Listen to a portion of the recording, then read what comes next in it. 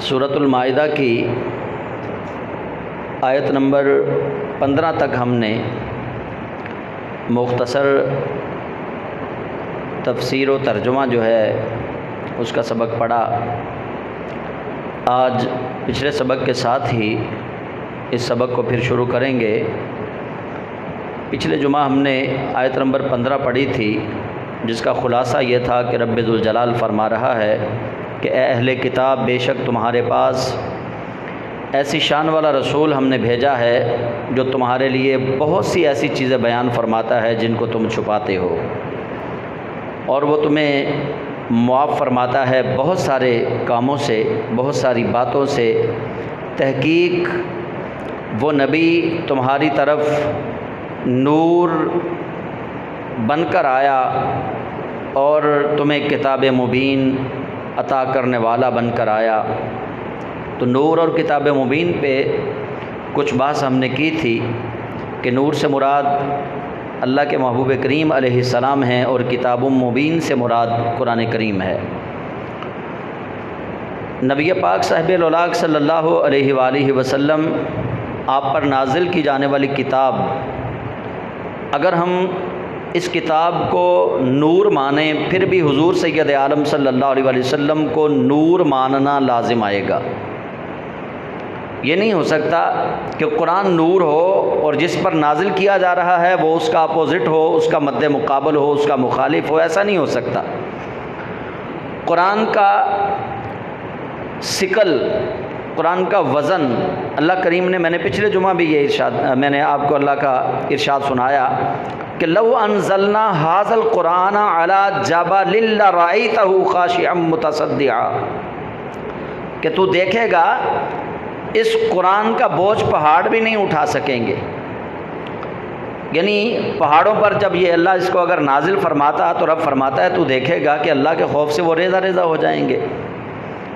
تو گویا پوری اس روئے زمین پر اللہ رب ذوالجلال کو، یہ میں ایک اپنی وجدانی کیفیت میں بات کر رہا ہوں، آپ کی بھی سمجھ میں آ جائے گی کہ محسوس یوں ہو رہا ہے آدم سے لے کر جناب عیسیٰ روح اللہ تک اللہ کے جو شاہکار تھے، اللہ نے جتنے بھی بشر بنائے، ساری بشریت میں اگر قرآن کا نور رکھنے کے لیے رب العالمین نے کسی اور کو چننا ہوتا تو رب چن لیتا، لیکن اللہ نے اپنے محبوب کے سوا کسی کا سینہ نہیں چنا۔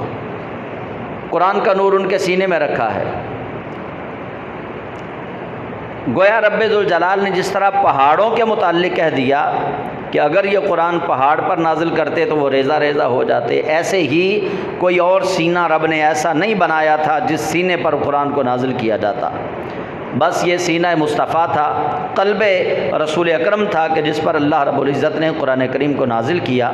اور پھر اگر قرآن کو ہم نور مانیں کہ قرآن نور ہے، لیکن میں اپنی اگر زندگی میں آپ سے پوچھوں، میں نے تو کبھی نہیں دیکھا اس سے شعائیں نکل رہی ہوں، آپ نے کبھی دیکھی ہوں تو بھی مجھے نہیں پتہ۔ کبھی کسی نے مجھے نہیں بتایا کہ میں قرآن پڑھ رہا تھا تو قرآن سے نور کی شعائیں نکل رہی تھیں۔ کبھی یہ آج تک آپ نے بھی نہیں سنا ہوگا، نہ میں نے کبھی سنا ہے کہ قرآن نور تو ہے۔ یہ تو سنا کہ لوگوں نے، مدارس دینیہ کے علماء نے یہ تحقیق تو پیش کر دی کہ قرآن نور ہے، نبی کے نور کا مطلقاً انکار کیا اور قرآن کے نور پر اثبات در اثبات وہ دلائل پیش کرتے رہے کہ ثابت ہے قرآن نور ہے، لیکن آج تک میں نے اور آپ نے بھی کبھی قرآن سے نور کی شعائیں نکلتی نہیں دیکھی۔ پتہ چلا کہ جس طرح کا نور قرآن ہے اسی طرح کا نور مصطفیٰ جان رحمت بھی ہیں۔ اگر اس سے نور کی شعائیں نہ نکلیں تو ہر مولوی مانے قرآن نور ہے، اور کسی مولوی کو کبھی اعتراض نہیں ہوا۔ قرآن کے، میں بھی کہتا ہوں قرآن نور ہے، آپ بھی کہتے ہیں قرآن نور ہے، دیوبند علماء کہتے ہیں قرآن نور ہے، اہل حدیث علماء کہتے ہیں قرآن نور ہے، شیعہ علماء کہتے ہیں قرآن نور ہے، لیکن اس کا نور آج تک کسی مولوی نے، کسی عالم نے دیکھا نہیں۔ قرآن کا نور نہیں دیکھا تو سب مانتے ہیں قرآن نور ہے، اور مصطفیٰ جان رحمت کا نور تو صحابہ نے دیکھا، ام المومنین سیدہ عائشہ صدیقہ نے گواہی دی ہے، تو وہاں نور ماننے میں کون سی چیز آڑے آ رہی ہے؟ وہاں تو صحابہ کہتے ہیں حضرت عبداللہ بن سلام گواہی دیتے ہیں، بڑے بڑے معتبر صحابہ نے گواہی دی کہ سید عالم صلی اللہ علیہ وسلم جب مسکراتے تھے یوں لگتا تھا جیسے 14ویں کا چاند چمک رہا ہے۔ آپ کے دندان مبارک سے یوں نور کی شعائیں جو ہیں وہ پھوٹ پھوٹ کر باہر آتی تھی۔ اور سب سے بڑی گواہی تو ام المومنین سیدہ عائشہ صدیقہ کی ہے، جو فرما رہی ہیں کہ سوئی گم ہو گئی، مصطفیٰ جان رحمت مسکرائے تو فرش پہ زمین پہ گری ہوئی سوئی نظر آ گئی، اتنا نور تھا۔ تو اس لیے ہمیں ان چکروں میں نہیں پڑنا چاہیے کہ نور ہو اور نظر بھی آئے، یہ ضروری نہیں۔ قرآن بتا رہا ہے کہ قرآن نور تو ہے لیکن نظر کبھی نہیں آیا، ہم سارے مانتے ہیں اور بغیر کسی دلیل کے مانتے ہیں۔ تو اس لیے نبی پاک صلی اللہ علیہ وسلم بھی نور ہے۔ اللہ کریم آیت نمبر 16 سورہ مائدہ اللہ فرماتا ہے یہدی بہ اللہ من اتبع رضوانہ سبل السلام، اور اللہ اس نور کے ذریعے اور کتاب مبین کے ذریعے اللہ ہدایت دیتا ہے من اتبع رضوانہ، جو اللہ کی رضا کے لیے اللہ کے راستوں پر چلنے کے لیے نکلے۔ اور اللہ اس نور کے ذریعے ہدایت دیتا ہے۔ اب نور کیا ہے؟ قرآن کریم۔ قرآن پاک اترا نبی پاک صاحب الاولاق صلی اللہ علیہ وسلم پر۔ آقا کریم علیہ السلام آپ صحابہ کو تعلیم دیتے تھے تو پتہ چلتا تھا یہ قرآن ہے جو محمد مصطفیٰ سنا رہے ہیں، ورنہ کوئی ایک صحابی یہ نہیں کہہ سکتا کہ حضور کے بتانے سے پہلے میں جانتا تھا یہ قرآن ہے۔ کسی ایک صحابی کا دعویٰ آپ کو نہیں ملے گا کہ جناب ابو بکر نے کہا ہو، جناب عمر نے کہا ہو، جناب عثمان و علی نے کہا ہو کہ ہم حضور کے بتانے سے پہلے جانتے تھے کہ یہ قرآن کا لفظ ہے، یہ قرآن کا حرف ہے۔ جب صحابہ نے قرآن کا ایک حرف بغیر نسبت مصطفیٰ کے نہیں مانا، جس کو حضور نے کہا قرآن وہی ہے، جس کو حضور نے کہا کہ یہ قرآن ہے، صحابہ نے مانا کہ یہی قرآن ہے۔ صحابہ نے نہیں کسی اور کلمے کو مانا کہ یہ قرآن ہے، بس جس کو رسول اکرم نے کہہ دیا۔ تو میں بتانا یہ چاہ رہا ہوں، رب فرماتا ہے کہ اللہ اس کے ذریعے سلامتی کے راستوں پر ان لوگوں کو چلاتا ہے جو اس کی رضا کی پیروی کرتے ہیں، اور اللہ اپنی اذن سے وَيُخْرِجُهُم مِّنَ الظُّلُمَاتِ إِلَى النُّورِ، ان لوگوں کو ظلمتوں سے نکالتا ہے، نور کا راستہ دکھاتا ہے۔ اسی ہدایت کے ذریعے، اسی نور کے ذریعے، یعنی کتاب کو بھی اگر ہم ہدایت مانیں گے، یا صحابہ نے اگر کتاب کو ہدایت مانا، تب بھی یہ لازم آئے گا کہ رسول کریم صلی اللہ علیہ وسلم نور ہیں، کہ آپ نے ہی وہ نور کا راستہ دکھایا ہے، آپ کے سوا تو کوئی نہیں تھا۔ تو اللہ کریم فرماتا ہے وَيُخْرِجُهُم مِّنَ الظُّلُمَاتِ إِلَى النُّورِ بِإِذْنِهِ، اور اللہ اپنے اذن سے ان کو اندھیروں سے روشنی کی طرف لاتا ہے، وَيَهْدِيهِمْ إِلَى صِرَاطٍ مُّسْتَقِيمٍ، اور ان کو راستہ دکھاتا ہے، ہدایت دیتا ہے سیدھے راستے کی طرف۔ لیکن اگلی آیت میں رب تعالیٰ فرماتا ہے لَقَدْ كَفَرَ الَّذِينَ قَالُوا، تحقیق وہ لوگ جنہوں نے کفر کیا اور کہا ان اللہ هو المسیح ابن مریم، بے شک اللہ مسیح ابن مریم جو ہے یہ اللہ ہے۔ ان لوگوں نے کفر کیا جنہوں نے یہ کہا کہ ان اللہ، بے شک اللہ ہے، هو المسیح ابن مریم، وہ جو مسیح ابن مریم ہے وہ اللہ ہے۔ جن لوگوں نے یہ کہا انہوں نے کفر کیا۔ قل، اے محبوب مکرم آپ ان کو بتائیے، فَمَن يَمْلِكُ، کون ہے جو روکے، من اللہ شیئا، اللہ کو کسی شے سے، ان ارادہ، جب کہ وہ ارادہ فرما لے۔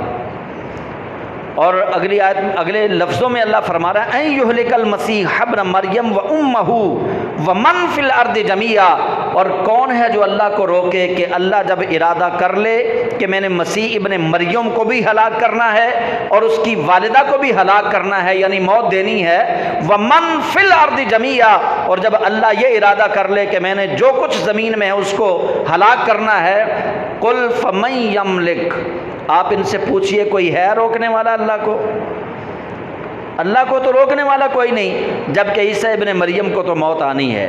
اللہ کو تو روکنے والا کوئی نہیں، جبکہ عیسیٰ ابن مریم کی والدہ سیدہ مریم کو بھی موت آنی ہے۔ فرمایا ان سے پوچھئے تو صحیح، یہ فضول میں عیسیٰ ابن مریم کو اللہ کہہ رہے ہیں، فضول میں عیسیٰ ابن مریم کی والدہ کو اللہ کی بیوی بتا رہے ہیں، ان سے پوچھئے تو صحیح کہ اللہ کی تعریف کیا ہے۔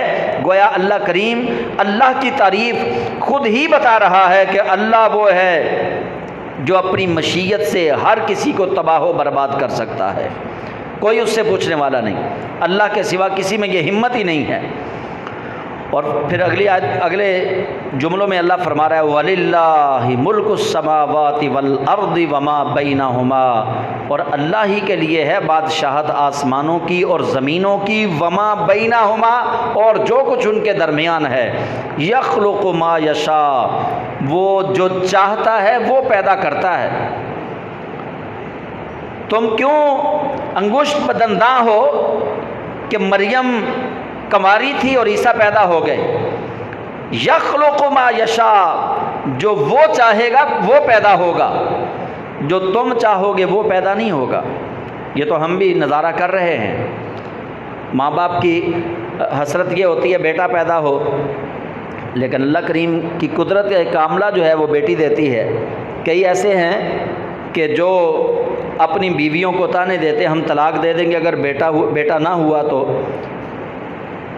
رب ذوالجلال کئی ایسی خواتین کو بیٹے عطا فرما دیتا ہے جن کو خامدوں نے چیلنج کیا ہوتا ہے، ان کو بلیک میل کیا ہوتا ہے۔ اب یہ اللہ کی مرضی ہے، کوئی بندہ اللہ کو مجبور نہیں کر سکتا، کوئی نبی، کوئی ولی، کوئی پیغمبر، کوئی درویش، کوئی مجذوب اللہ کو مجبور کوئی نہیں کر سکتا کہ تو نے دینا ہی دینا ہے، مجبور نہیں کیا جا سکتا اس کو۔ ہاں کسی ولی کی، کسی بزرگ کی، کسی مجذوب کی، کسی درویش کی، کسی نبی کی دعا کو اللہ اپنا محبوب سمجھ کے قبول کر کے اولاد دے دے تو اس کی مہربانی ہے۔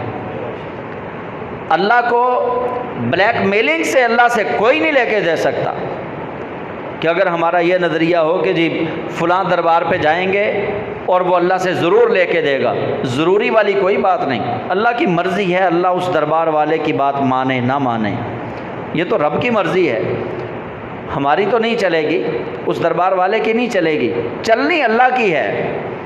یہ اعتقاد جب رکھیں گے اور ولیوں سے ہم دعا کروائیں گے، ان کے مزارات پہ جا کر ان کی اس جگہ کو صرف یہ سمجھنا ہے کہ اس جگہ پہ بیٹھ کے اس ولی نے اللہ اللہ کی ہے، اللہ اس جگہ کی برکت سے ہماری دعا کو قبول کرے گا، یہ جائز ہے، اس میں کوئی شرک نہیں، دعا اللہ سے مانگنی ہے۔ تو رب فرماتا ہے یخلق ما یشاء، اللہ جو چاہتا ہے وہ پیدا کرتا ہے، واللہ علی کل شیء قدیر، اللہ ہر چیز پر قادر ہے۔ یعنی پیچھے چونکہ ذکر ہو گیا نا یخلق ما یشاء، اللہ جو چیز چاہے وہ پیدا کر سکتا ہے۔ آپ نے کئی دفعہ سنا ہوگا جانوروں سے کوئی اور جانور پیدا ہو جاتے ہیں، انسانوں سے جانور پیدا ہو جاتے ہیں، یہ بچے ایسے پیدا ہوتے ہیں جو جانور نما ہوتے ہیں، اللہ کی تخلیق ہے یہ، اس میں بندے کا کوئی عمل دخل نہیں۔ ایک صحابی نبی پاک صاحب الاولاق صلی اللہ علیہ وسلم کی بارگاہ میں آئے اور وہ اپنی بیوی کو طلاق دینا چاہتے تھے، ان کا شبہ یہ تھا، شک یہ تھا کہ یہ کیسے ہو سکتا ہے، میں بھی گورا چٹا ہوں، میری بیوی بھی گوری چٹی ہے، ان کا رنگ جو ہے وہ ٹھیک ہے لیکن بچہ بڑا سیاہ پیدا ہوا ہے، انہیں شک پیدا ہو گیا۔ وہ نبی پاک صاحب الاولاق صلی اللہ علیہ وسلم کی بارگاہ میں چلے گئے، یا رسول اللہ میں تو اس بیوی کو نہیں رکھنا چاہتا، یہ کیسے ہو سکتا ہے کہ ہم دونوں سفید کلر کے ہیں اور بچہ جو ہے وہ بلیک پیدا ہو گیا۔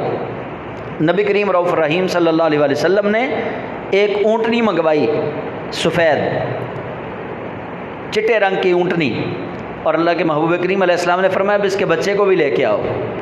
اس کے جب بچے کو لے کے آئے وہ کالے رنگ کا تھا، تو سرکار دو عالم صلی اللہ علیہ وسلم نے اس صحابی سے فرمایا یہ اللہ کی مرضی ہے کہ رب چاہے تو چٹے سے کالے کو پیدا کر دے، چاہے تو کالے سے گورے کو پیدا کر دے، اس میں بندے کا کوئی اختیار نہیں ہے، یہ رب کی مرضی ہے۔ تو اسی طرف یہ اشارہ ہے کہ یخلق ما یشاء، اللہ جو چاہتا ہے پیدا کرتا ہے، واللہ علی کل شیء قدیر، اللہ ہر چاہے پر قادر ہے۔ اور یہاں پہ ایک بات یاد رکھیے گا، چونکہ عیسائیوں کا نظریہ یہ تھا کہ عیسیٰ ابن مریم، حضرت عیسیٰ علیہ السلام وہ اللہ کے نبی نہیں، وہ یہ مانتے تھے کہ وہ اللہ ہیں، وہ اللہ کی روح مانتے تھے۔ وہ کہتے تھے روح ایک اللہ کے جسم کا حصہ ہے، ٹکڑا ہے، اس لیے وہ حضرت عیسیٰ علیہ السلام کو خدا مانتے تھے۔ لیکن اللہ کریم جل جلالہ نے فرمایا جو خدا ہے اس کو فنا نہیں، ان کو تو دونوں کو فنا ہے، عیسیٰ کو بھی فنا ہے، یہ بھی موت کا ذائقہ چکھیں گے، جناب مریم بھی موت کا ذائقہ چکھیں گی۔ تو اللہ کریم جل جلالہ نے ان دونوں کو لوگوں کے سامنے یوں پیش کیا، رب نے اپنا تعارف بھی کروا دیا اور ان کا تعارف بھی کروا دیا کہ یہ دونوں فنا ہونے والے ہیں، ختم ہونے والے ہیں، اللہ وہ ہے جو ختم نہیں ہونے والا۔ اور پھر دوسری طرف تھی یہودیوں اور نصرانیوں کی ایک یہ ان کی کہانی جو لوگوں کو وہ سناتے تھے۔ وہ کہانی کیا تھی؟ یہودی بھی یہی کہتے اور عیسائی بھی یہی کہتے کہ ہم اللہ کے بیٹے ہیں، اللہ کے محبوب ہیں، اللہ کے بیٹے ہیں، اللہ کے محبوب ہیں۔ تو اللہ کریم نے ان کے اس عمل کو بھی قرآن کریم میں ذکر کیا جو وہ ناجائز لوگوں کے سامنے یہ دعویٰ کرتے تھے۔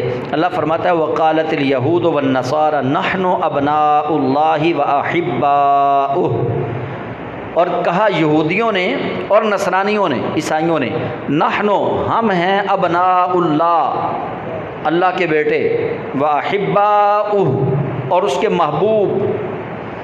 قل یا محبوب آپ ان کو جواب یہ دیجئے کہ بھلا کوئی اپنے بیٹوں کو بھی عذاب دیتا ہے؟ بھلا کوئی اپنے محبوبوں کو بھی عذاب دیتا ہے؟ قل فلم یعذبکم بذنوبکم، اے محبوب ان سے پوچھو کہ اگر تم محبوب ہو، اگر تم بیٹے ہو تو وہ تمہیں تمہارے گناہوں پر عذاب کیوں دے گا؟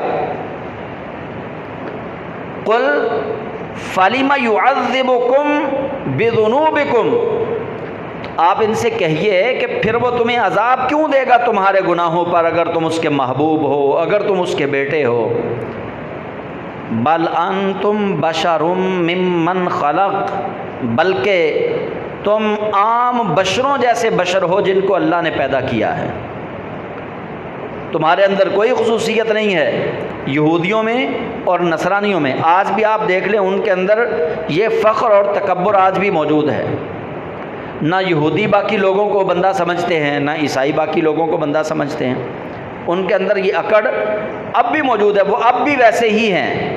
یہ چیز جو اللہ کریم نے بیان فرمائی ہے یہ آج بھی ان کی کتابوں میں، ان کے نظریے کے اندر شامل ہے کہ ہم اللہ کے بیٹے ہیں، ہم اللہ کے محبوب ہیں۔ یہودیوں کا یہ نظریہ ہے کہ ہمیں اللہ تعالیٰ نے دولت اسی لیے سب سے زیادہ دی ہے، ہم اسی لیے پوری دنیا میں سب سے زیادہ امیر ہیں کہ ہم اللہ کے بیٹے ہیں، اللہ کے محبوب ہیں۔ تو اللہ تعالیٰ نے ان کا یہ گمان جو ہے زعم باطل، اللہ کریم نے اس کا رد کیا اور فرمایا محبوب آپ ان سے کہیے کہ بھلا کوئی اپنے بیٹوں کو بھی عذاب دیتا ہے، بھلا کوئی اپنے محبوبوں کو بھی عذاب دیتا ہے۔ بل انتم بشر ممن خلق، بلکہ تم تو عام سے بشر ہو، جس طرح اللہ نے باقی بشروں کو پیدا کیا تمہیں بھی ویسے ہی پیدا کیا۔ یغفر لمن یشاء ویعذب من یشاء، اللہ معاف فرماتا ہے جس کو چاہتا ہے اور عذاب دیتا ہے جس کو چاہتا ہے۔ یہ رب کے قبضہ قدرت میں ہے، تمہارے کہنے سے عذاب نہیں ٹلے گا، تمہارے کہنے سے تم محبوب نہیں بن جاؤ گے، یہ تو اللہ کی مرضی ہے، یہ تو اللہ کی مشیت ہے۔ اور یہاں پہ ایک بات اور اندازہ ہو رہی ہے کہ اللہ کریم فرما رہا ہے قل فلم یعذبکم بذنوبکم، کہ جس سے شدید محبت ہوتی ہے نا اس کو عذاب دینے کو دل نہیں مانتا۔ گویا اللہ کریم یہاں پہ ماں باپ کی ایک خاصیت بھی بیان فرما رہا ہے جو اس کے ضمن میں آ رہی ہے۔ پیچھے دعویٰ ان کا کیا تھا؟ نحن ابناء اللہ واحباؤہ، ہم اللہ کے بیٹے ہیں، اللہ کے محبوب ہیں۔ رب فرماتا ہے قل فلم یعذبکم بذنوبکم، محبوب ان سے کہیے اگر تم بیٹے اور محبوب ہو تو پھر تمہیں عذاب نہیں دینا چاہیے۔ یعنی پتہ چلا کہ ماں باپ کو اللہ کریم جل جلالہ نے یہ خاصیت عطا فرمائی ہے کہ وہ اولاد کے 1000 گناہ دیکھنے کے باوجود اپنی اولاد کے لیے عذاب کو کبھی اختیار نہیں کرتے۔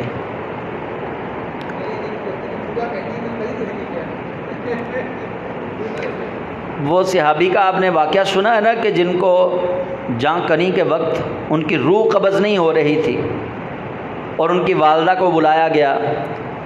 رسول خدا سرور انبیاء صلی اللہ علیہ وسلم نے فرمایا کہ ان کو معاف کر دو، یہ آپ کا بیٹا ہے، اس کو معاف کر دو. پتہ چلا کہ آپ اس سے ناراض ہیں. انہوں نے کہا میں نے معاف نہیں کرنا. نبی علیہ السلام نے فرمایا اچھا اگر تو نے معاف نہیں کرنا پھر یہ جہنم میں جائے گا، تو ہم ایسا کرتے ہیں کہ لکڑیاں جمع کروائیں. فرمایا پھر ایسا کرو لکڑیوں کو آگ لگا کے اس کو ابھی سے آگ میں ڈال دو. تو والدہ نے جب یہ سنا نا تو پھر رہا نہیں گیا. انہوں نے کہا یا رسول اللہ اس کو آگ میں نہ ڈالیے، میں نے اس کو معاف کیا. یعنی اس آیت کے مطابق اگر ہم دیکھیں قُلْ فَلِمَ يُعَذِّبُكُمْ بِذُنُوبِكُمْ، اے محبوب آپ ان سے کہیے کہ اگر وہ اللہ کے تم بیٹے ہو، اگر اللہ کے محبوب ہو تو پھر تمہیں وہ عذاب کیوں دے گا. یعنی جو محبوب ہوتا ہے اس کو عذاب دینے کو دل نہیں کرتا. تو اللہ کریم جل جلالہ ان کے لیے بھی رب تعالیٰ پھر یہی فرما، چونکہ ان کا جب بندہ کوئی کہتا ہے نا اپنے آپ کو ڈکلیئر کرتا ہے میں بیٹا ہوں، گویا وہ باپ کی وراثت کا اعلان کر رہا ہوتا ہے، گویا وہ جانشینی کا اعلان کر رہا ہوتا ہے کہ میں جانشین ہوں سنبھل کے. جیسے آپ لگا لیں مثال سمجھنے کے لیے کہ نواز شریف کی بیٹی ہے مریم نواز، وہ اپنے باپ کی وراثت کی پوری حقدار ہے اور وہ اعلان کرتی ہے کہ میں اپنے باپ کی جانشین ہوں. زرداری کا بیٹا وہ بلاول، اس کو لگا لیں. مطلب یہ ہے جب کوئی بندہ اپنے آپ کو کسی کا محبوب یا کسی کا بیٹا ڈکلیئر کرتا ہے، گویا وہ اس کی جانشینی کا سرٹیفکیٹ دکھا رہا ہے کہ میں وارث ہوں. تو یہود و نصارہ یہ کہتے تھے کہ زمین پر ہم وارث ہیں، عرش پر وہ وارث ہے. یہ زمین ہماری ملک میں ہے، ہم اس کے بیٹے ہیں، ہم اس کے محبوب ہیں، اس لیے ہم سے پنگا نہ لو. یہود و نصارہ یہ کہتے تھے. تو اللہ کریم جل جلالہ آیت کے آخری حصے میں فرما رہا ہے وَلِلَّهِ مُلْكُ السَّمَاوَاتِ وَالْأَرْضِ وَمَا بَيْنَهُمَا، اللہ ہی کے لیے بادشاہت ہے زمینوں کی آسمانوں کی، وما بینہما، اور جو کچھ ان کے درمیان ہے اس کی بادشاہت بھی اللہ کے لیے ہے. وَإِلَيْهِ الْمَصِيرُ، اور سب کو اسی کی طرف لوٹنا ہے، اللہ کی طرف لوٹنا ہے سب کو. یا اہل الکتاب، اے اہل کتاب، قد جاءکم رسولنا، تحقیق آیا تمہارے پاس ہمارا رسول، یبین لکم، جو واضح طور پر بیان فرماتا ہے، علی فترۃ من الرسل، انقطاع رسل کی مدت کے بعد، یعنی رسول جس مدت میں نہیں نہ ہوتے اس مدت کو کہتے ہیں فترت. فے تے رے تے فترت، توئیں والی فطرت نہیں، یہ فے تے رے اور تے فترت. فترت اس زمانے کو کہتے ہیں، فترت ویسے کہتے ہیں اس حالت کو کہ جب کوئی چیز بڑی حدت پر ہو، گرم ہو، جب وہ ٹھنڈی ہو جائے اس کو کہتے ہیں فترت. تو نبیوں کے درمیان جو فاصلہ رہا، جیسے رسول کریم علیہ السلام اور سیدنا عیسیٰ علیہ السلام کے درمیان 600 سال یا کم و بیش جو مدت ہے، جب رسول کوئی نہیں آیا، جس مدت میں نبی کوئی نہیں آیا، اس مدت کو کہتے ہیں فترت کا زمانہ. تو اللہ کریم فرماتا ہے اے اہل کتاب، تمہارے پاس ہمارا رسول آ گیا جو انقطاع رسل کی مدت کے بعد، یعنی رسولوں کی جو انقطاع کی مدت تھی، زمانہ فترت تھا، اس کے بعد وہ ہمارا رسول آ گیا. وہ تمہارے لیے احکام شریعت بیان کرتا ہے. ان تقولوا ما جاءنا من بشیر ولا نذیر، تاکہ تم یہ نہ کہہ سکو کہ ہمیں کوئی خوشخبری سنانے والا نہیں آیا، ہمیں کوئی ڈرانے والا نہیں آیا. ہمیں کوئی خوشخبری سنانے والا نہیں آیا، ہمیں کوئی ڈرانے والا نہیں آیا. یہ وہ جملہ ہے کہ جو ہر وہ شخص کہے گا جو زمانہ فترت میں پیدا ہوا. اب سمجھیے ذرا اس بات کو. نبی کریم رؤوف الرحیم صلی اللہ علیہ وآلہ وسلم، آپ نے نبوت کا اعلان فرمایا 40 سال کی عمر میں. جو لوگ رسول کریم علیہ السلام کی 40 سال کی عمر تک زندہ رہے لیکن نبی پاک علیہ السلام کے اعلان نبوت سے پہلے فوت ہو گئے، وہ زمانہ فطرت میں ہی فوت ہوئے ہیں، وہ اللہ کی بارگاہ میں کہیں گے قیامت کے دن کیا کہ ما جاءنا من بشیر ولا نذیر، ہماری طرف کوئی خوشخبری سنانے والا نہیں آیا، ہمیں تجھ سے ڈرانے والا کوئی نہیں آیا۔ کیونکہ رسول اللہ علیہ السلام نبی تو تھے لیکن اللہ کی طرف سے اذن نہیں تھا اعلان کرنے کا نبوت کا۔ 40 سال کی عمر میں اللہ نے حکم دیا محبوب اب بتا دیجئے ان کو کہ میں نبی ہوں، تو رسول کریم علیہ السلام نے جب بتایا کہ میں نبی ہوں تب سے پہلا مسلمان بننا شروع ہوا۔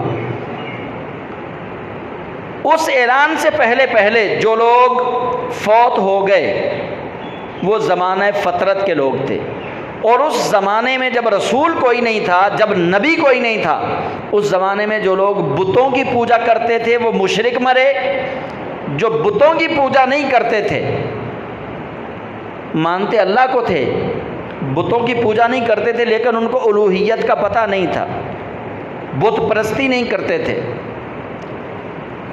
جنہوں نے لوگوں سے سن رکھا تھا کہ ایک نبی آخر الزمان آنے والا ہے اور وہ بت پرستی نہیں کرتے تھے، مشرک نہیں تھے، جو ایسے لوگ فوت ہوئے وہ قیامت کے دن نبی کریم صلی اللہ علیہ وسلم کی امت میں سے اٹھائے جائیں گے، وہ مومن اٹھائے جائیں گے، ان پر کوئی عذاب نہیں ہوگا۔ اسی طرح نبی پاک صاحب الاولاق صلی اللہ علیہ وسلم کے والد ماجد حضرت سیدنا عبداللہ بن عبد المطلب رضی اللہ تعالیٰ عنہ اور سیدہ آمنہ بنت وہب سرکار دو عالم علیہ السلام کی اماں جان، وہ بھی زمانہ فطرت میں ہی انتقال فرما گئے۔ ویسے تو صحیح حدیث موجود ہیں کہ سرکار دو عالم صلی اللہ علیہ وسلم نے والدین کریمین طیبین طاہرین کو ان کے لیے دعا کی، اللہ کریم نے ان کو قبروں سے زندہ نکالا، رسول کریم علیہ السلام پر انہوں نے کلمہ پڑھا، پھر اللہ کریم نے ان کو اپنی قبور کے اندر دوبارہ داخل فرما دیا۔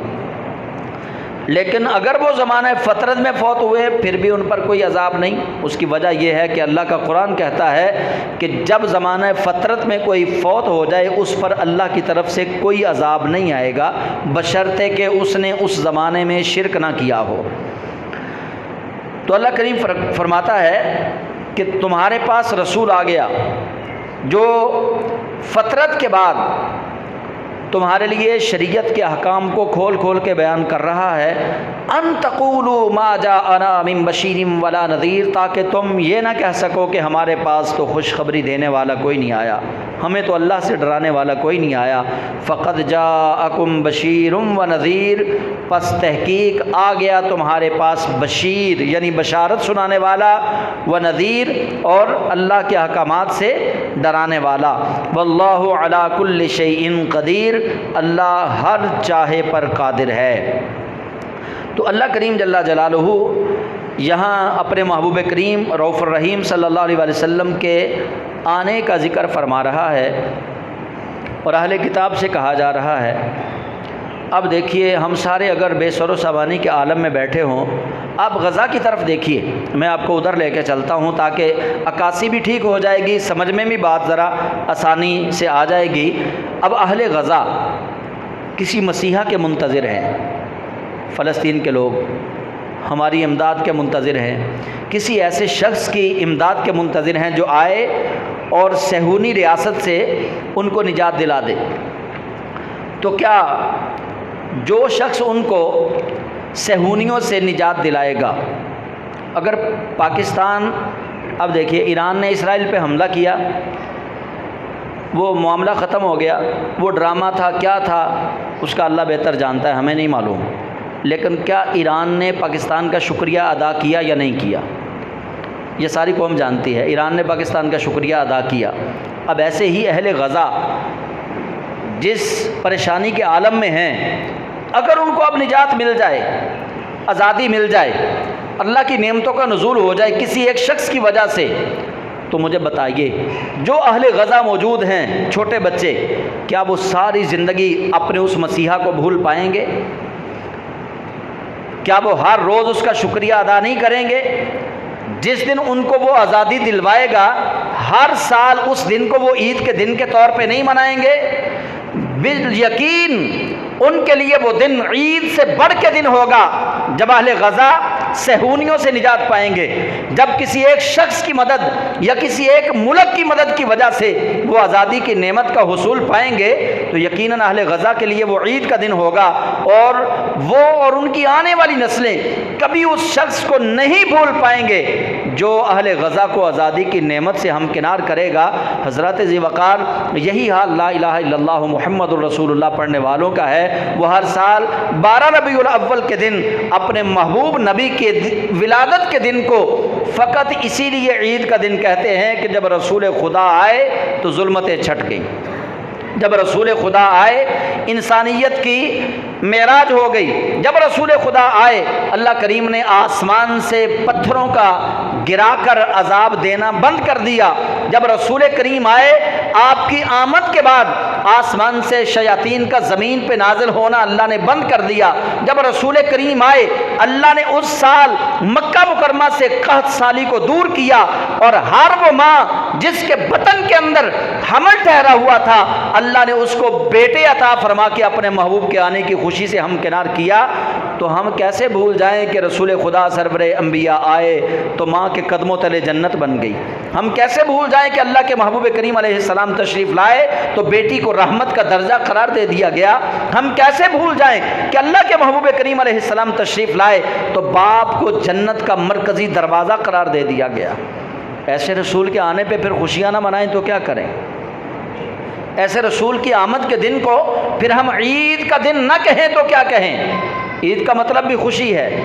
تو رسول کریم صلی اللہ علیہ وآلہ وسلم آپ کی آمد کو اللہ کریم جل جلالہ اہل کتاب یعنی یہودیوں اور نصرانیوں کو اللہ خطاب فرما کے کہہ رہا ہے فقد جاءکم بشیر و نذیر، تحقیق تمہارے پاس آ گیا جنت کی بشارت دینے والا اور جہنم سے ڈرانے والا۔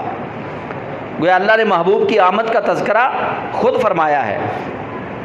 اور پھر یہود و نصارہ کے بعد اللہ کریم جل جلالہ جناب موسیٰ کلیم اللہ علیہ السلام ان کی قوم کی بات پھر دوبارہ شروع ہو گئی۔ پچھلے جمعہ بھی میں نے قوم جبارین کے بارے میں کچھ بات آپ لوگوں سے کی تھی کہ اللہ کریم جل جلالہ نے 12 نقیبوں کا ذکر کیا قرآن پاک میں۔ تو موسیٰ کلیم اللہ علیہ السلام کے پاس جب وہ نقیب آ گئے، وہ 12 لوگ پچھلے جمعے جو میں نے بیان کیا تھا، 12 لوگ جو گئے تھے اور عوج بن عنق نے ان کو اپنے نیفے کے اندر دے لیا تھا، پھر وہ واپس آئے تو موسیٰ کلیم اللہ علیہ السلام کے پاس جب آئے تو موسیٰ علیہ السلام نے ان سے وعدہ لیا کہ تم اب اس میری قوم کو نہیں بتاؤ گے، تم 12 لوگ میرے ساتھ وعدہ کرو، انہیں نہیں بتانا۔ جبارین کہتے ہیں بڑے بڑے جسموں والوں کو، قوم جبارین ان کو اس لیے کہتے تھے۔ تو موسیٰ علیہ السلام نے ان 12 سے کہا کہ بھئی دیکھو، تم دیکھائے ہو کہ وہ بڑے جسامت والے لوگ ہیں، لیکن ان لوگوں کو نہ بتانا، یہ سارے لوگ ڈر جائیں گے، جہاد کے لیے کوئی راضی نہیں ہوگا۔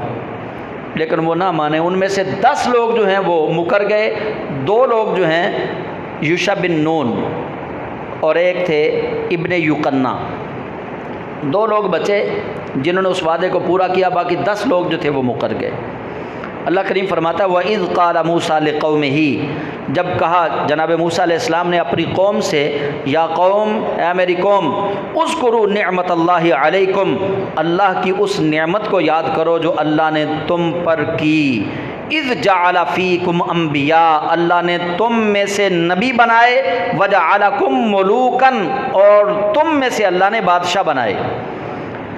فرمایا اللہ کی اس نعمت کو یاد کرو۔ وَآتَاكُم مَّا لَمْ يُؤْتِ أَحَدًا مِّنَ الْعَالَمِينَ، اور تمہیں وہ عطا کیا جو پوری کائنات میں کسی اور کو عطا ہی نہیں کیا۔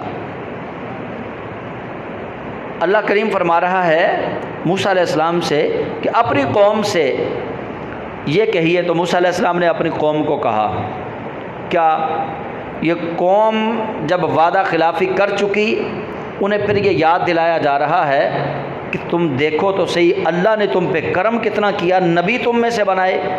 وہ بنی اسرائیل یعقوب کی اولاد، اللہ نے نبی تم میں سے بنائے، بادشاہ بڑے بڑے تم میں سے بنائے۔ اللہ نے تم پہ اتنا بڑا کرم کیا، اور اللہ نے تمہیں وہ دیا ہے جو تمام جہانوں میں سے اللہ نے کسی کو نہیں دیا۔ من سلوا اللہ نے کسی کو نہیں دیا تھا۔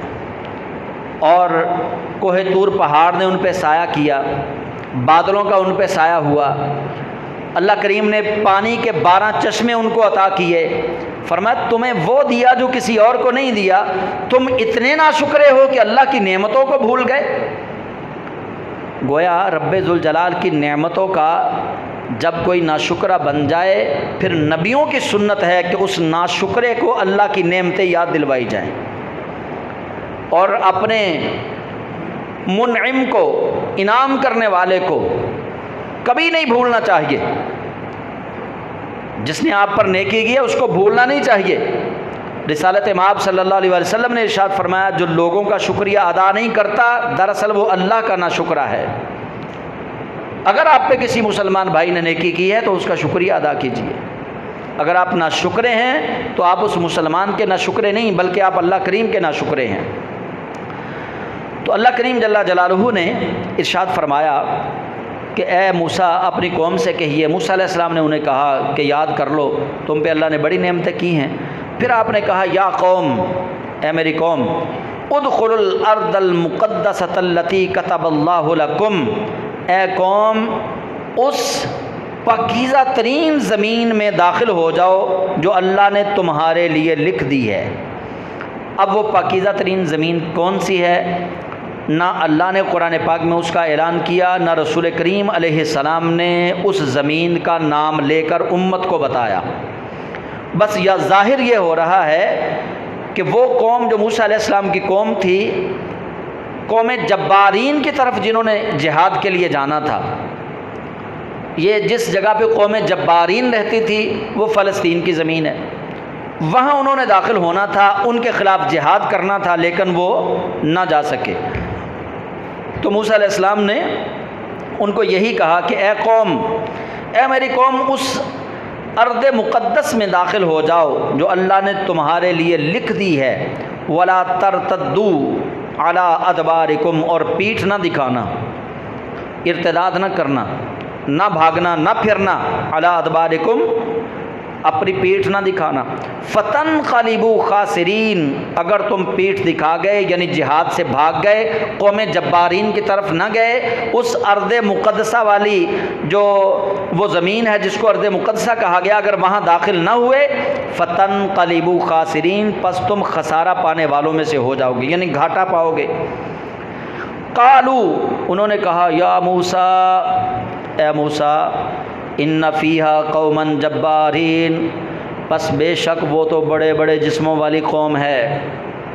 راز لیک ہو چکا تھا، وہ 12 نقیب جو بھیجے تھے جاسوس، ان میں سے 10 نے جا کے قوم کو بتا دیا کہ وہاں نہ جانا، انہوں نے ہمارا بڑا برا شر کیا ہے۔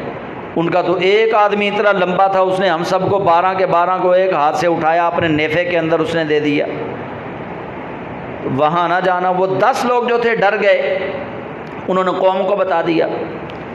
اب قوم سے موسیٰ علیہ السلام نے کہا کہ چلو، انہوں نے کہا یا موسیٰ ان فیہا قوما جبارین، بے شک اس زمین میں، فیہا اس زمین میں، قوما جبارین، بڑے بڑے جسموں والے لوگ رہتے ہیں، ہم نہیں جائیں گے، ہمیں تو بڑا ڈر لگتا ہے۔ وَإِنَّا، اور بے شک ہم، لن ندخلها، اس زمین میں ہرگز داخل نہیں ہوں گے، حتی یخرجوا منہا، یہاں تک کہ وہ وہاں سے نکل نہ جائیں، ہم تو نہیں جائیں گے۔ فَإِن یخرجوا منہا، پس جب ہمیں پتہ چل جائے گا کہ وہ وہاں سے نکل گئے، فَإِنَّا دَاخِلُونَ، پس بے شک ہم وہاں داخل ہو جائیں گے۔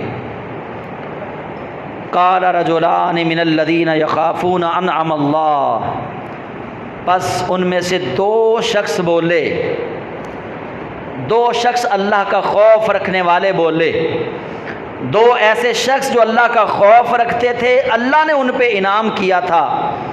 علیہم ادخلوا علیہم الباب، انہوں نے ساری قوم سے کہا کہ بات سنو، ان سے نہ ڈرو، اگر تم دروازے کے ذریعے جاؤ گے نا تو تم سارے فتح پا جاؤ گے، نہ ڈرو۔ فَإِذَا دَخَلْتُمُوهُ فَإِنَّكُمْ غَالِبُونَ، دروازے کے راستے سے جاؤ، پس جب تم دروازے سے داخل ہو جاؤ گے فَإِنَّكُمْ غَالِبُونَ، تم سارے کے سارے غالب آ جاؤ گے، وَعَلَى اللَّهِ فَتَوَكَّلُوا، اللہ پر بھروسہ رکھو، إِن كُنتُم مُؤْمِنِينَ، اگر تم مومن ہو۔ وہ دو جو تھے نا وہ 313 کی مانند تھے، وہ دو 313 کی مانند تھے، بدر کے 313 کی مانند وہ دو تھے جو نہ ڈرے ان سے، وہ اللہ سے ڈرتے تھے، ان پہ اللہ کا کرم اتنا تھا، وہ قوم جبارین سے نہیں ڈرتے تھے، وہ اللہ سے ڈرتے تھے۔ انہوں نے باقی قوم کو تسلی تو دی لیکن قوم نہ مانی، انہوں نے کیا کہا، قالو، ساری قوم بولی، یا موسیٰ انا لن ندخلها ابدا ما داموا فیہا، ہم تو ہرگز ہرگز کبھی وہاں نہیں جائیں گے جب تک کہ وہ وہاں موجود ہیں۔ فاذهب، پس تو جا، انت و ربک فقاتلا، تو اور تیرا رب جا کے ان سے جہاد کرو، انا ہاہنا قاعدون، ہم تو یہیں بیٹھے ہیں۔ وہ طیہ کا میدان تھا، طیہ، وہ طیہ کا میدان تھا، یہاں جس جگہ پہ یہ باتیں ہو رہی تھی، موسیٰ علیہ السلام اپنی قوم سے خطاب کر رہے تھے، قوم موسیٰ علیہ السلام سے بات کر رہی تھی، نامہ نے انہوں نے کہا فاذهب انت وربک فقاتلا انا ہاہنا قاعدون، تو اور تیرا رب جائے، جا کے ان سے لڑے، ہم یہیں بیٹھے ہیں۔ ایک یہ جناب موسیٰ علیہ السلام کی قوم تھی، دوسرا مدینہ المنورہ میں میرے اور آپ کے کریم نبی علیہ السلام کے صحابہ تھے۔ اللہ کے محبوب کریم علیہ السلام پوچھتے ہیں کہ بھئی تم تعداد میں تھوڑے ہو، بتاؤ جاؤ گے؟ انہوں نے عرض کی یا رسول اللہ تعداد کی تو بات ہی نہیں، ہماری ماؤں نے ہمیں جنم ہی اس لیے دیا ہے کہ آپ پر قربان ہو جائے، آپ حکم تو کریں ہم آگ میں کود جائیں گے، آپ حکم تو کریں ہم دریا میں کود جائیں گے، آپ حکم تو کریں ہم میں سے ایک ایک 10 سے ٹکرائے گا۔ آقا جدھر آپ چلیں گے آپ ہمیں موسیٰ کی قوم کی طرح نہیں پائیں گے، ہم نہیں کہیں گے فاذهب انت وربک فقاتلا، بلکہ آقا ہم تو یہ کہیں گے جس جگہ آپ کے پسینے کی بوند گرے گی وہاں ہمارا خون گرے گا، ہم تو ایسے ہیں۔ اور پھر صحابہ نے کر کے دکھایا، 313 1000 کے مقابلے میں نکلے، کسی نے نہیں کہا کہ ہمیں ڈر لگتا ہے، سارے رسول خدا صلی اللہ علیہ وسلم کے صحابہ نکلے۔ جب انہوں نے جواب دے دیا، موسیٰ علیہ السلام بے بس اللہ کے سامنے اب بولے، قال ربی، کہا اے میرے رب، انی لا املک، یا اللہ میں مالک نہیں ہوں، الا نفسی و اخی، مگر میں مالک ہوں اپنی جان کا اور اپنے بھائی ہارون کا۔ یا اللہ میں مالک نہیں ہوں ان کا، میں کچھ ملک نہیں رکھتا، میں تصرف نہیں رکھتا، یا اللہ اب میں کیا کروں، میں عاجز ہوں۔ انی لا املکو، یہاں پہ کچھ لوگ یہ بھی کہہ جاتے ہیں، وہ اس کا ترجمہ لوگوں کو جب سمجھاتے کہتے دیکھا موسیٰ علیہ السلام نے کہا کہ یا اللہ میں مالک نہیں ہوں، میں کسی چیز کا مالک نہیں ہوں۔ وہ بھائی واقعی ہم تو یہ کہتے ہیں کہ اللہ کے سوا کوئی بھی مالک حقیقی ہے ہی نہیں، مالک حقیقی تو ہے ہی اللہ کی ذات، کوئی کسی ایک ذرے کا بھی خود سے مالک نہیں، لیکن جس کو اللہ بنا دے وما ارسلناک الا رحمتا للعالمین، پھر تو وہ بن گیا نا مالک۔ جس کو اللہ بنا دے اور کہے انا اعطیناک الکوثر، اے محبوب ہم نے آپ کو خیر کثیر عطا فرما دیا ہے، پھر تو وہ بن گیا نا مالک۔ جب اللہ مالک بنائے تو ہمارا بھی یہی عقیدہ ہے کہ پھر ہی مالک بنتا ہے۔ تو موسیٰ علیہ السلام کہتے ہیں انی لا املک، یا اللہ میں نہیں مالک، الا نفسی و اخی، مگر میں اپنا مالک ہوں اور اپنے بھائی کا مالک ہوں، یعنی مجھے تصرف ہے اپنی جان میں اور اپنے بھائی کو جو میں حکم دوں گا یہ کرے گا۔ فافرق بیننا و بین قوم الفاسقین، یا اللہ تو فرق واضح کر ہمارے درمیان، یعنی ہم دونوں بھائیوں کے اور اس قوم فاسقین کے درمیان فرق واضح کر، اب فرق واضح کر دے۔ اللہ کریم نے فرمایا اچھا اب کرتے ہیں فرق واضح۔ قال، اللہ نے فرمایا فإنها محرمۃ، پس بے شک اس قوم پر حرام کر دی، علیہم ان پر 40 سنتن، ان پر یہ ارض مقدسہ پاکیزہ زمین 40 سنتن 40 دنوں تک 40 سالوں تک ان پر یہ پاکیزہ زمین جو ہے ہم نے حرام کر دی. یہ 40 سال تک اس پاکیزہ زمین پر قدم بھی نہیں رکھ سکیں گے. اب یہ فرق واضح ہو گیا. قوم جبارین جس بستی میں رہتے تھے وہ بستی تھی بڑی پاکیزہ. اس پاکیزہ بستی میں وہ گندے لوگ تھے، ان کو مارنا تھا، وہاں سے مار کے بھگانا تھا. تو انہوں نے وہاں جانے سے کر دیا انکار. جب انکار کیا موسیٰ علیہ السلام سے کہا کہ تو اور تیرا رب جا کے جہاد کر. موسیٰ نے کہا یا اللہ اب فیصلہ کر ان کے اور میرے درمیان. رب نے کہا فیصلہ ہو گیا، اب یہ 40 سال بھٹکتے رہیں گے، ان کو ارض مقدسہ کا راستہ نہیں ملے گا. وہ مقام طیہ جو طیہ کی زمین تھی اس سے ساتھ ہی وہ قوم جبارین رہتی تھی. لیکن یہ کیا کرتے، یہ مشرق سے چلتے رہتے جب صبح ہوتی تو دیکھتے ہم تو پھر مشرق میں کھڑے ہیں.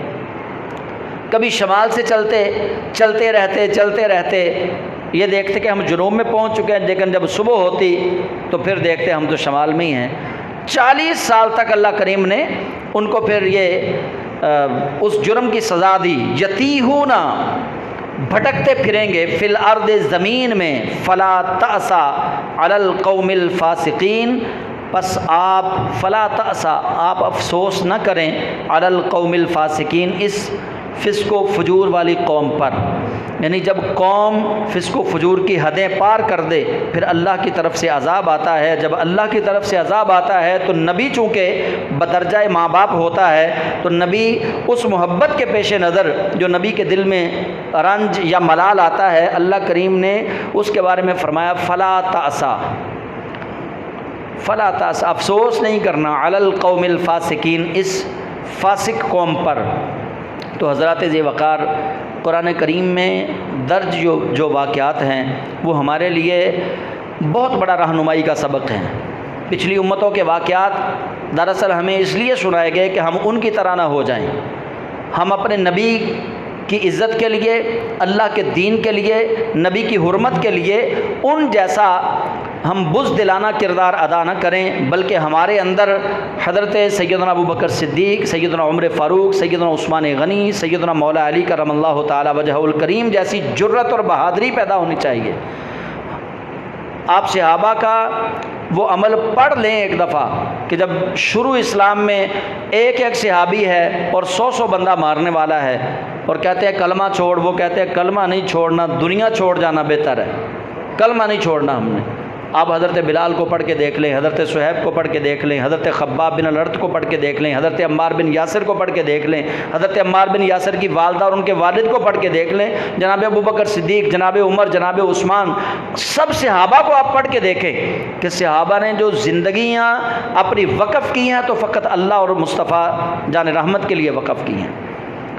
تو اس لیے ہمیں پچھلے واقعات، پچھلی امتوں کے واقعات پڑھ کے سن کے اپنے ایمان کو مضبوط کرنے کی ضرورت ہے کہ اگر وقت آئے اللہ کے دین کے لیے تو ہم گھروں میں نہیں بیٹھیں گے بلکہ اللہ پہ توکل کرتے ہوئے نکلیں گے. ہم فتح اللہ عطا فرمائے گا.